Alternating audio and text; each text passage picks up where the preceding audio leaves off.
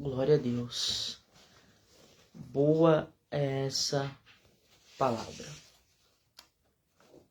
Desde já eu quero agradecer a todos vocês que estão nos honrando com a sua presença, passando esses minutos, esse tempo para adorarmos e bendizer ao nome do Senhor Jesus Cristo.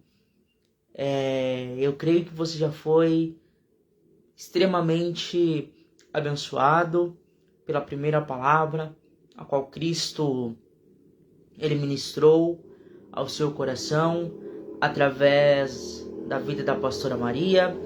E eu também, essa noite, eu gostaria de deixar uma mensagem da parte do céu para a tua vida, para a tua alma, para o teu coração nessa noite, e que você possa ser extremamente edificado e abençoado através desta reflexão desta noite.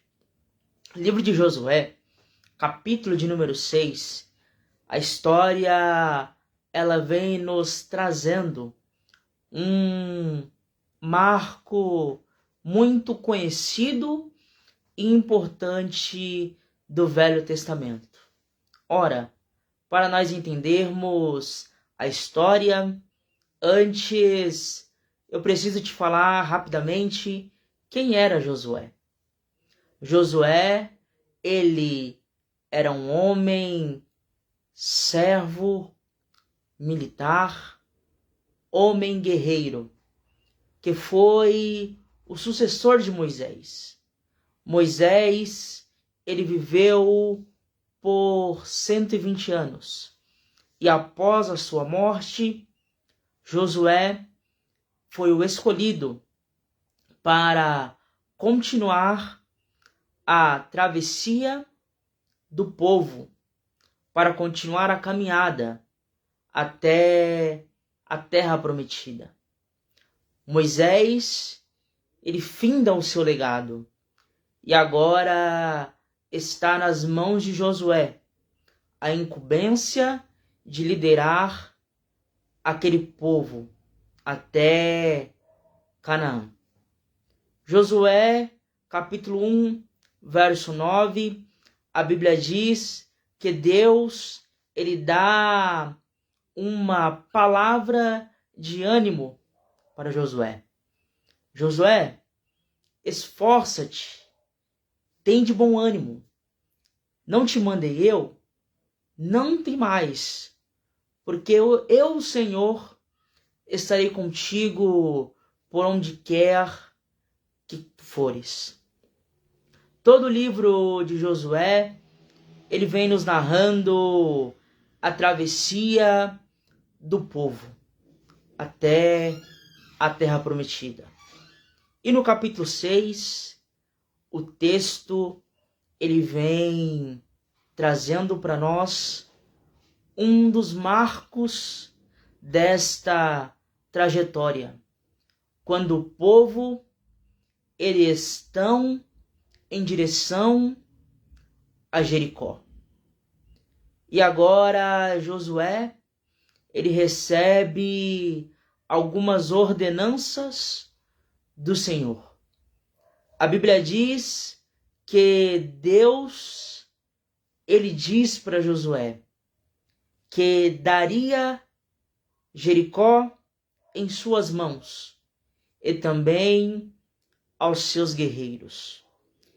E Deus agora ele vai traçando para Josué o modo que ele iria operar.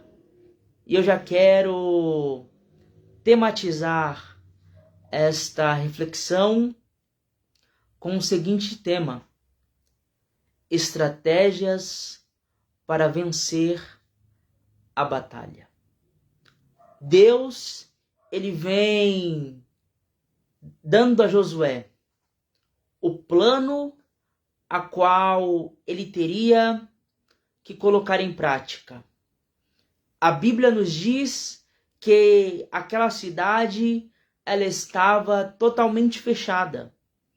Não era permitido o fluxo de pessoas, pois eles já sabiam do avanço do povo de Israel.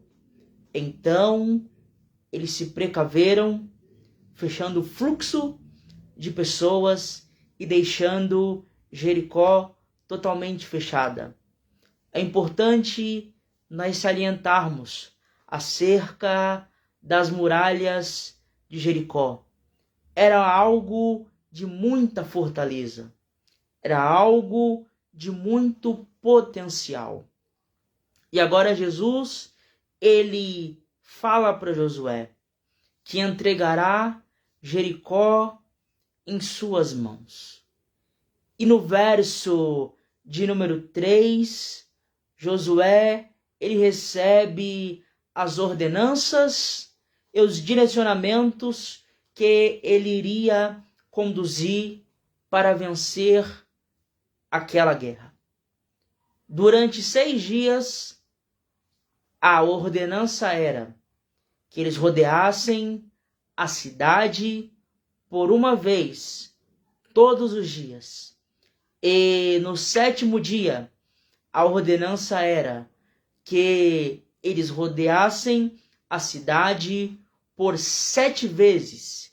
E após isso, os sacerdotes que ali estavam, eles tocariam as trombetas. Então, ao som do toque da trombeta, o povo gritaria. E então, assim, eles sairiam vitoriosos daquela batalha. Ora, aos olhos humanos, este plano seria totalmente impossível de acontecer, pois tratando-se de estratégias militares, não passaria pela cabeça de nenhum comandante rodear uma cidade inimiga por tantos dias sem ter o ataque, sem ir para o confronto. Mas Deus, ele dá esta ordenança a Josué. E nós vemos ao decorrer da história que o povo saiu vitorioso. Este é um pequeno relato do livro de Josué, capítulo de número 6, onde Deus ele tem algumas importantes lições e aplicações para trabalhar conosco na noite de hoje. E eu gostaria de compartilhar com vocês. A Bíblia diz que Deus, ele fala o seu plano com Josué, para eles rodearem a cidade durante 6 dias, levassem com ele a arca da aliança e 7 sacerdotes que iriam tocar as buzinas ou trombetas. Mas Josué, em nenhum momento, ele questiona o planejamento dado por Deus e a ele direcionado. E aqui eu já entendo a primeira lição deste texto. Josué, assim que recebeu a ordenança do Senhor, por mais que ele não entendesse, por mais que ele não compreendesse, Josué, ele decidiu confiar na palavra a qual o Senhor havia a ele entregado. Confiar nos planos a qual o Senhor havia para ele designado. E aqui eu entendo e aprendo a primeira lição dessa noite. A importância de nós confiarmos na palavra do Senhor. a importância de nós confiarmos nos planos do Senhor.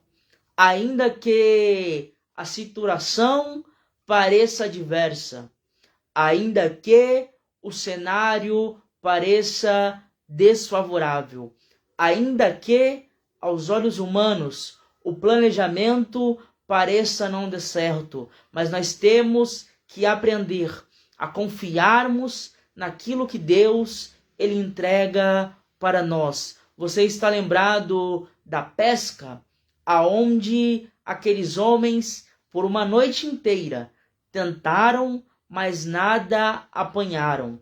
Mas aí chegou Jesus, dando a eles um planejamento, dando a eles um direcionamento. Jogai novamente a rede.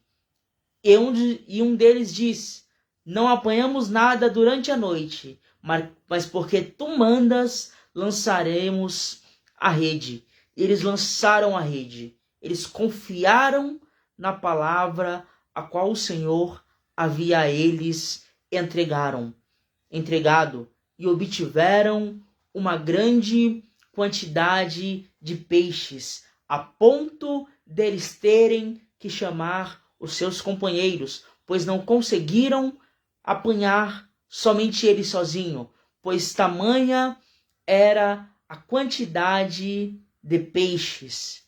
Também Jesus, ele fala para Moisés. Moisés, ele se vê em frente ao mar. O mar, a água e atrás Faraó com seus carros e cavaleiros. Mas Deus, ele manda Moisés usar aquilo que ele tem, que era o cajado. Tocou nas águas e quando ele tocou, o mar se abriu e o povo passou em terra seca. Moisés confiou e obedeceu na palavra dada por Deus. Josué confiou e obedeceu na palavra dada por Deus. Aqueles homens pescadores confiaram e obedeceram a palavra entregue por Deus. A primeira lição que Deus ele traz aos nossos corações através dessa reflexão é essa: a importância de nós confiarmos na palavra dada por Deus.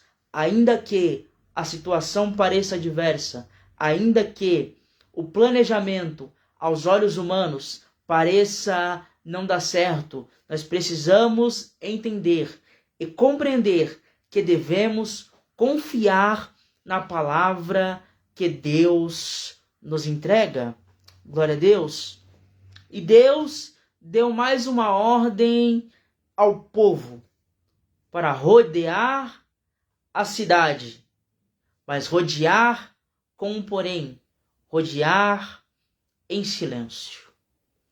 Tratando-se de uma batalha militar, vai totalmente na via contrária daquilo que pudesse se imaginar. Pois, falando de estratégias militares, o maior objeto, maior coisa que eles usam é o grito, pois eles tendem a gritar para assustar o seu adversário. Mas nós precisamos aqui entender que Deus, ele manda Josué dizer ao povo, é para rodear a cidade, mas rodear em silêncio, por um simples motivo, para nós entendermos e para eles entender que aquela guerra não se tratava apenas de uma guerra militar. Não era eles que iriam lutar, mas sim Deus que iria lutar por aquele povo. E nós precisamos entender do poder do silêncio, pois quando nós estamos em silêncio, nós ficamos sensíveis a ouvir a voz do Senhor. Quando nós estamos em silêncio, nós ficamos sensíveis a ouvir no direcionamento do Senhor. Ele trabalha em meio ao movimento, mas existem momentos que é necessário o silêncio para que nós possamos entender o direcionamento do Senhor. E Deus manda aquele povo ficar em silêncio, para que eles possam estar audíveis à voz do Senhor, para que eles possam estar audíveis aos direcionamentos a eles dado, para que eles possam saber quando Deus falaria com eles e desse um direcionamento perante aquela batalha. E eles rodearam a cidade em silêncio. E aqui há algo muito interessante e um detalhe muito importante. Eles levaram a arca da aliança. O texto diz que Josué manda que levem a arca da aliança. A arca da aliança, ela representa a presença de Deus. E ela vai à frente do povo, mostrando que aquela batalha não era o povo que iria lutar, mas sim Deus, mostrando que eles não estavam sozinhos. Deus estava com eles. Nós precisamos entender que as nossas maiores guerras, as nossas maiores batalhas, os nossos maiores gigantes, eles serão vencidos a partir do momento que nós entendermos que quem luta não somos nós, mas quem luta é o Deus dos exércitos, que de Gênesis a Apocalipse não perdeu nenhuma batalha. Davi, ele entendeu isso, pois ele disse para aquele gigante lá no livro de Samuel que ele vinha até ele com espadas, lanças, com poderio de batalha. Mas Davi foi até o gigante em nome do Senhor Jesus dos exércitos, que não perdeu nenhuma batalha, e não foi aquela batalha que ele perdeu. Davi, ele nos ensina uma importante lição, que conecta com esta que nós estamos hoje vendo. A presença do Senhor, ela é de extrema importância para vencermos a nossa batalha. Foi através do Senhor que Davi derrotou os gigantes. Foi através do Senhor que Moisés abriu o mar e o povo passou em terra seca.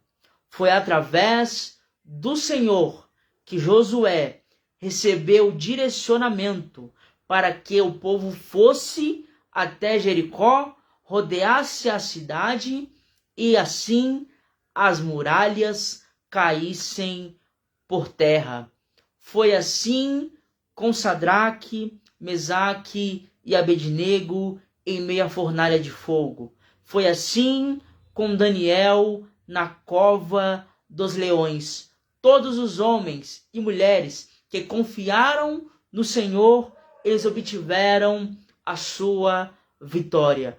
Pois quando nós confiamos e deixamos as nossas batalhas nas mãos do Senhor, quando nós confiamos e entendemos que quem vai à frente das nossas batalhas, quem vai à frente das nossas lutas, quem vai à frente das nossas guerras, não somos nós, mas sim o Senhor dos exércitos. Ele nos garante vitória, porque o gigante era maior do que Davi, mas o gigante não foi maior do que o Deus de Israel. As muralhas tinham poderio ofensivo extraordinário, mas elas não foram maiores do que o Deus de Israel.